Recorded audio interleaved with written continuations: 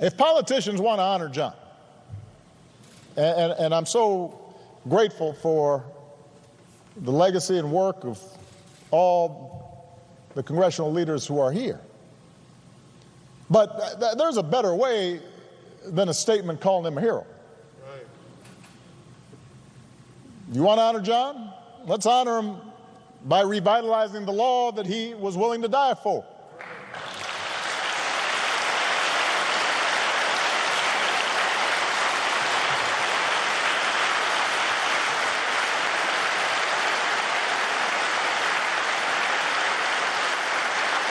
And by the way,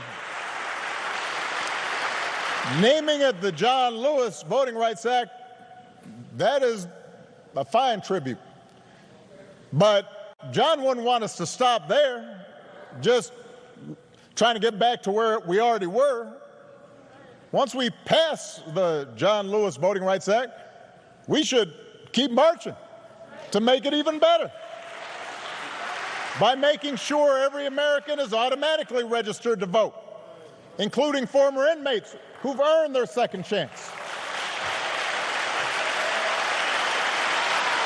By adding polling places and expanding early voting and making Election Day a national holiday. So if you are somebody who's working in a factory, or you're a single mom who's got to go to her job and doesn't get time off,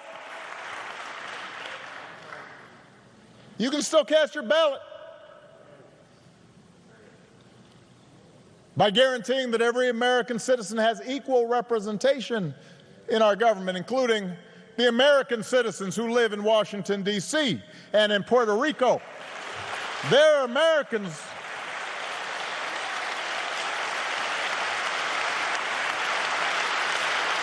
By ending some of the partisan gerrymandering so that all voters have the power to choose their politicians, not the other way around. And if all this takes eliminating the filibuster, another Jim Crow relic, in order to secure the God-given rights of every American, then that's what we should do. Now, even if we do all this, even if every bogus voter suppression law is struck off the books today, we've got to be honest with ourselves that too many of us choose not to exercise the franchise.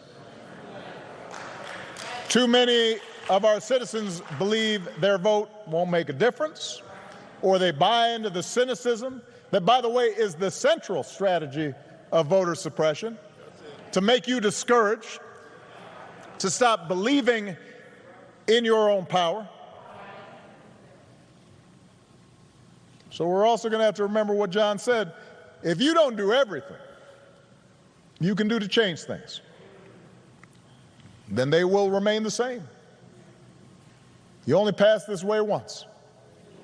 You have to give it all you have.